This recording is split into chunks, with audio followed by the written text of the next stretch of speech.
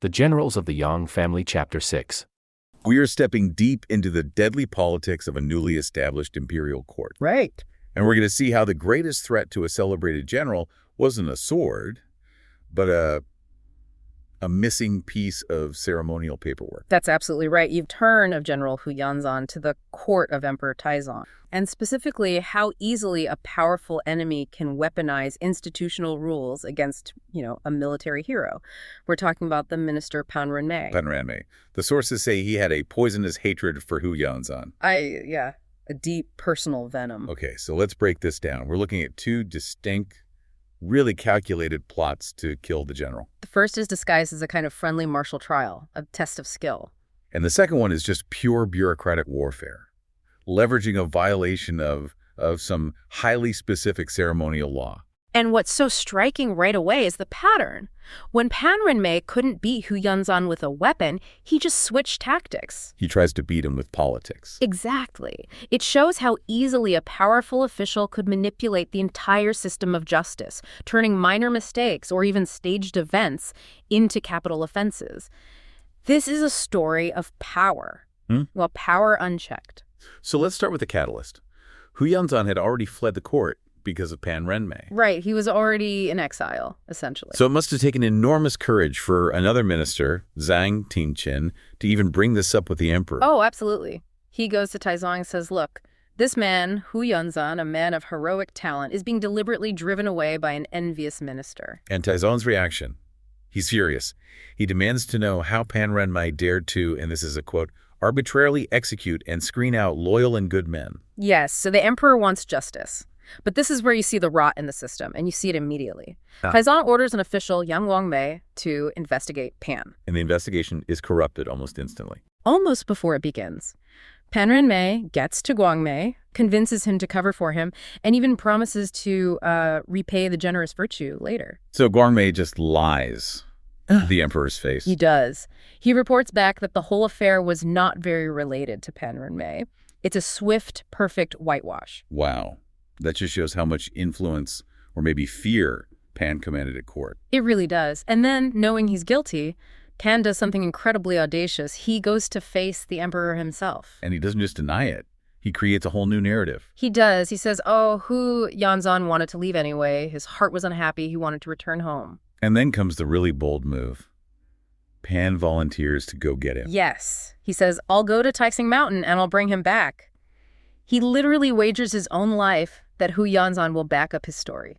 Okay, but why? That seems like a huge risk. Why would he think Hu Yanzan wouldn't just expose him the second he gets back at court? It's a brilliant, calculated risk. Pan is probably betting that Hu Yanzan is so worried about being charged with the crime of private escape. Right, for deserting his post. That he'll just accept Pan's story to guarantee a safe return. He's betting on Hu Yanzan's self-interest. And this is where the Eight Prince comes in. Yeah. He provides the political off-ramp. He does. The Eight Prince is the court stabilizer. He suggests that recalling Hu Yanzan could pardon both their faults. So it's not about finding the truth anymore. No, it's about finding a solution that saves face for the court. The Eight Prince understands that Taizong needs stability more than he needs to punish Pan Renmei at that moment. He's the voice of pragmatism. So Pan is sent off. When he gets to Taizong Mountain, what happens? Well, Hu Yanzan's first instinct is pure revenge. He tells his friend Jianzong, I can never avenge this hatred. And he sees his chance to just kill Pan right there. But the friend, Jianzong, talks him down. He does. He's the strategist. He tells him, do not forget the great plan due to a small grudge.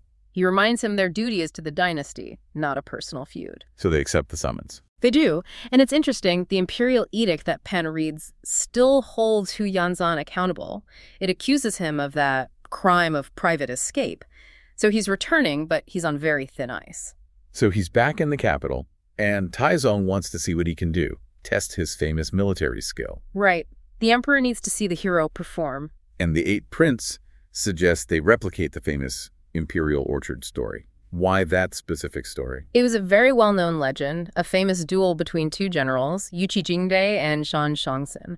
It was standard for bravery, for skill. So it's supposed to be a spectacle, a show of strength to welcome him back. Supposed to be. But Pan Renmei sees an opportunity. He tries to twist this spectacle into an execution. And this is where it gets really incredible. Pan volunteers his own son-in-law, Yang Yanhan, to be the opponent. His intent is just blatantly malicious. He wants to use the cover of the duel to kill Hu Yanzan and get revenge for his own son's death. The whole thing is rigged. Totally rigged. But the plot it unravels. And it unravels because of something Pan couldn't have predicted. The conscience of Yang Yanhan himself. Exactly. The general is saved by the morality of his enemy's son-in-law. Yanhan goes straight to the Eight Prince and confesses the entire plot. Why? He explains that Hu Yanzan had spared his life once before and even gave him gold. He says, "If I don't save him today, then I would be an unjust man." Wow. So in this world of high-stakes political treachery, it's a small debt of honor that acts as the ultimate safety measure. It is.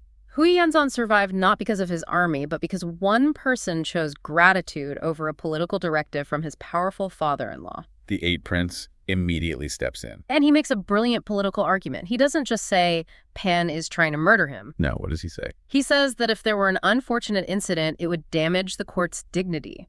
He reframes it. It's not about saving Hu Yanzan, it's about protecting the emperor's reputation. So they find a substitute, a drill master named Xu Huayan. Right. And the duel itself is just fantastic theater. Hu Yanzan gets a gold whip, Xu Huayan gets a sandalwood spear, and Taizong tells them, perform well, so the army will be convinced. This is all about credibility. It is. And the showdown proves Hu Yanzan's tactical genius. They fight for over 20 rounds. And then Hu Yanzan feigns defeat. He runs. It does. He's a master tactician. He leads Xu Huayan on a chase, maneuvering him until he's right in front of the imperial carriage. A perfect line of sight for the emperor. Strategic genius. At the perfect moment, Hu Yanzan pivots, strikes Xu Huayan down with the gold whip, and secures this immediate, very public victory. And Taizong is delighted.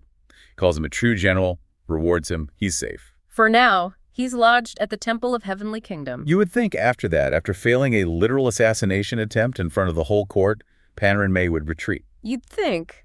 But he is absolutely undeterred. He just shifts strategy. Having failed to win with steel, he turns to paper and protocol. This second plot is so much more insidious because it uses the bureaucracy itself as a weapon. It moves from a physical threat to an administrative one. Which is much harder to fight and much easier to disguise. Okay, let's slow down here because this is the most profound lesson. This happens on the first day of the second month of Taiping Xinguo Year 1. Yes. Taizong is going to the great ancestral temple for a major incense ceremony. And there's a rule, a piece of court protocol. Right. Something called residence markers, or Shina. They were crucial for flow control, basically. Ministers had to set these up at their designated spots along the route. To prevent the imperial carriage from being blocked. Exactly. It's an obscure administrative detail for crowd management. And Hu Yanzan, who's brand new, fresh from the mountains, staying at a temple. He has no idea this rule even exists. He's completely unfamiliar with this hyper-specific ceremony, so he tries to greet the carriage, as you would. But he fails to set up his marker. He does. And Pan Ren-mei, who is leading the entire procession, has immediate authority over the whole ceremony. And he seizes the opportunity.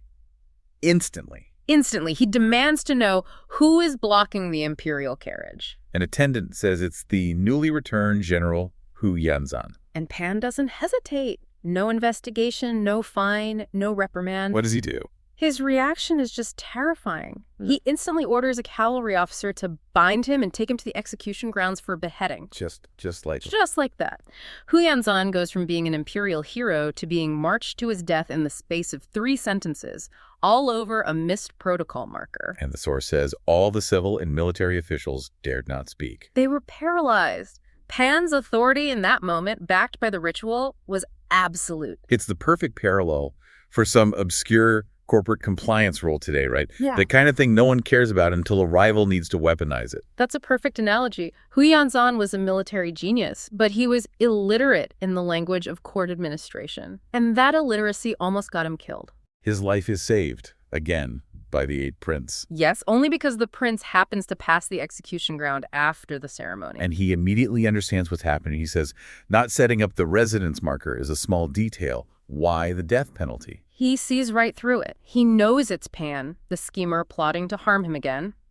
He recognizes the punishment doesn't fit the crime, so it has to be malicious. So he rescues Hu Yanzan, takes him back to his own residence for safety. And then he goes to Taizong. The emperor, hearing the facts, agrees to a pardon. But this is the Eight Princes' most critical move. He knows a verbal pardon isn't enough. Right. That's pragmatism born from experience. What does he argue? He argues that the emperor can't know what happens outside the inner court. He warns that even if there is injustice, it cannot reach the emperor.